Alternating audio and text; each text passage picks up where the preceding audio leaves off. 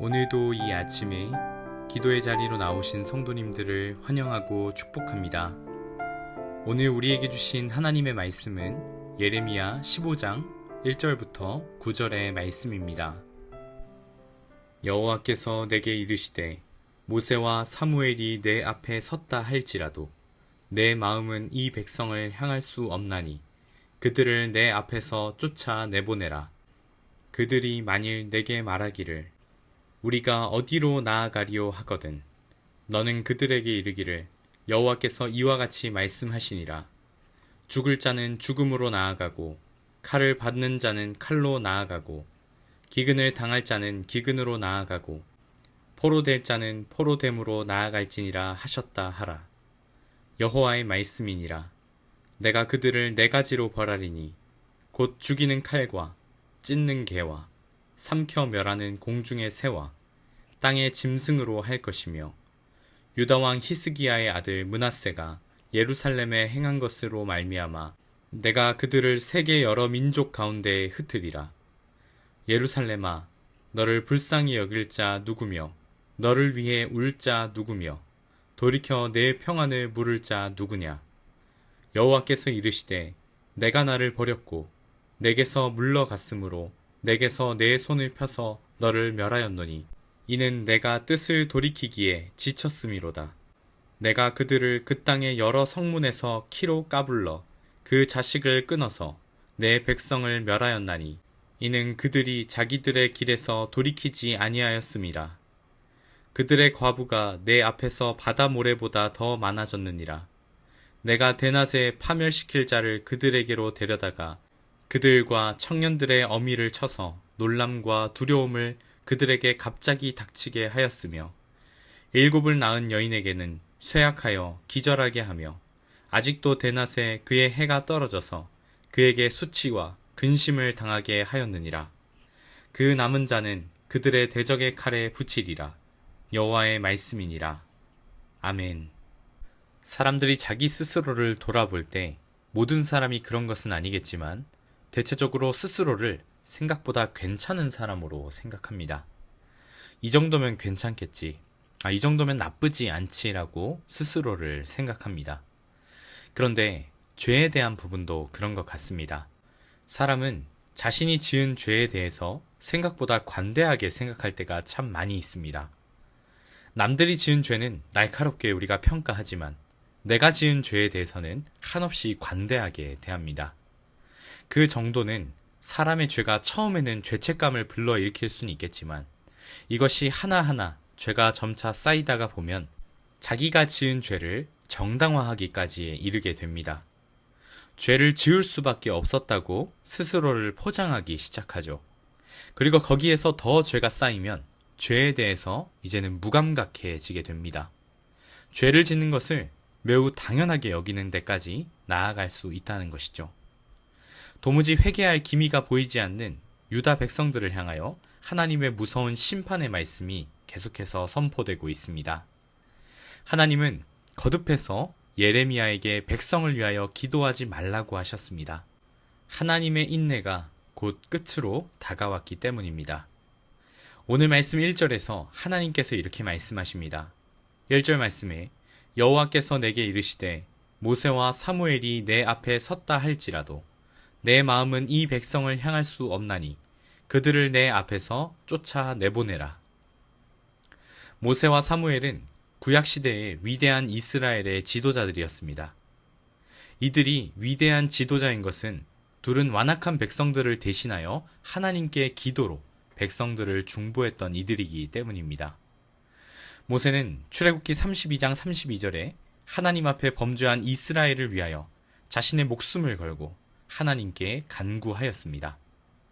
또 사울이 이스라엘의 첫 번째 왕으로서 세워지면서 이제 마지막 사사였던 사무엘이 물러나면서 사무엘상 12장 23절에 백성들을 위하여 기도하기를 쉬는 죄를 범하지 않을 것이다 라고 할 만큼 사무엘은 백성의 어두움이 있었으나 백성들을 위하여 기도하는 인물들이었고 이들의 기도를 통해서 이스라엘 백성들은 하나님의 역사를 함께 경험하여 갔었습니다. 하나님의 자비와 하나님의 사랑을 함께 경험했던 것이죠. 그런데 지금 하나님이 1절에서 말씀하시는 것처럼 이제 이스라엘의 죄가 더 이상 누군가의 목숨을 걸고 하나님 앞에 중보를 한다고 할지라도 이제는 도무지 해결할 수 있는 선을 완전히 넘어버렸다는 것입니다. 백성들의 죄가 쌓이고 쌓이고 쌓이면서 이제는 죄가 너무나 일상적이게 나타나는 상태가 된 것입니다. 사람들이 죄를 짓고 살아가는데 그 누구도 이상히 여기지 않는 때가 왔다는 것입니다. 사람의 마음속에 있는 양심은 완전히 오염되었고 사람들 속에서 나오는 것은 결국 깨끗한 것을 찾아볼 수가 없게 되었습니다. 하나님의 백성들이라고 한다면 꿈꿀 수 있을 만한 것들이 조금도 없는 굉장히 암울한 그 자체라고 할 수 있을 것입니다. 그런 백성들을 향하여 하나님은 심판의 말씀을 하십니다. 3절과 4절입니다. 여호와의 말씀이니라. 내가 그들을 4가지로 벌하리니 곧 죽이는 칼과 찢는 개와 삼켜 멸하는 공중의 새와 땅의 짐승으로 할 것이며 유다 왕 히스기야의 아들 므낫세가 예루살렘에 행한 것으로 말미암아 내가 그들을 세계 여러 민족 가운데 흩으리라. 매우 참혹한 일입니다. 전쟁으로 인하여 사람이 남겨지지 않을 것을 이야기하십니다. 백성들이 이러한 형벌을 받아야 하는 근원은 므낫세의 죄 때문이라고 이야기하고 있습니다. 므낫세는 유다에서 그래도 나름 훌륭한 왕이었던 히스기야의 아들입니다. 그런데 아버지의 길을 전혀 따라가지 않았던 정말 미스테리한 인물입니다. 이 므낫세는 매우 악한 왕이었습니다. 얼마나 하나님 앞에서 악했냐면 조각한 우상을 버젓이 하나님의 성소에 들여놓는 그런 인물이 바로 이 므낫세라고 하는 인물입니다. 그런데 비단 므낫세만의 문제가 아니라는 것입니다. 므낫세만의 문제가 아니라 시대의 시류가 그렇게 흘러갔다는 것입니다. 므낫세가 우상을 섬기고 악한 길에서 들어서니 그 모습을 보면서 신하들도 우상을 섬기고 더 나아가서는 이스라엘의 모든 백성들까지 우상을 섬기며 악을 행하는 일에 전혀 거리낌 없이 살아가게 되었다라고 하는 것입니다. 므낫세를 보면서 우리가 오늘날 한 가지 교훈을 가질 수 있다면 우리 한 사람의 영향력이 있을 수 있다는 것을 기억해야 한다는 것입니다. 교회에서 사역자들은 말할 것도 없습니다. 섬기는 자리에 있는 인물이라고 한다면 그 사람이 가지고 있는 영향력을 기억해야 됩니다. 교사나 가르치는 자리에 있는 사람이나 찬양팀이나 심지어는 순원들도 각자만이 가지고 있는 그 자리에서 가지고 있는 영향력들이 있다는 것을 기억해야 됩니다. 또 뿐만 아니라 더 나아간다면 가정에서도 그럴 수 있을 것입니다. 부모로서 혹은 자식으로서 또 뿐만 아니라 우리와 함께 하고 있는 사회의 관계망 안에서도 우리가 가지는 영향력들이 있다는 것을 기억해야 할 것입니다. 나 한 사람으로 인하여 다른 사람도 영향을 받습니다. 그런데 그 영향은 좋은 영향을 받을 때도 있겠지만 사람은 나쁜 영향을 받기가 더 쉽습니다. 이렇게 위에서부터 흘러내려온 악의 이 흐름은 결국 하나님의 인내에 끝까지 다다르게 했습니다. 6절 말씀입니다. 여호와께서 이르시되 내가 나를 버렸고 내게서 물러갔으므로 내게로 내 손을 펴서 너를 멸하였노니 이는 내가 뜻을 돌이키기에 지쳤음이로다. 하나님이 지치셨습니다. 하나님이 지치실 수가 있을까요? 그럴 리가 없습니다. 오히려 하나님은 뜻을 돌이키시는 분이라고 이야기합니다. 성경에 나타나는 수많은 선지자들의 글이 바로 그 증거가 됩니다. 하나님은 수많은 선지자들을 보내서 심판을 말씀하시지만 그러나 듣고 돌이킨다면 하나님은 그 심판의 뜻을 거두시고 뜻을 돌이키시는 분인데 이제 하나님이 지쳤다라고 하는 것은 더 이상 백성들은 돌이킬 수 없는 깊은 죄 가운데 거하고 있다라고 하는 것입니다.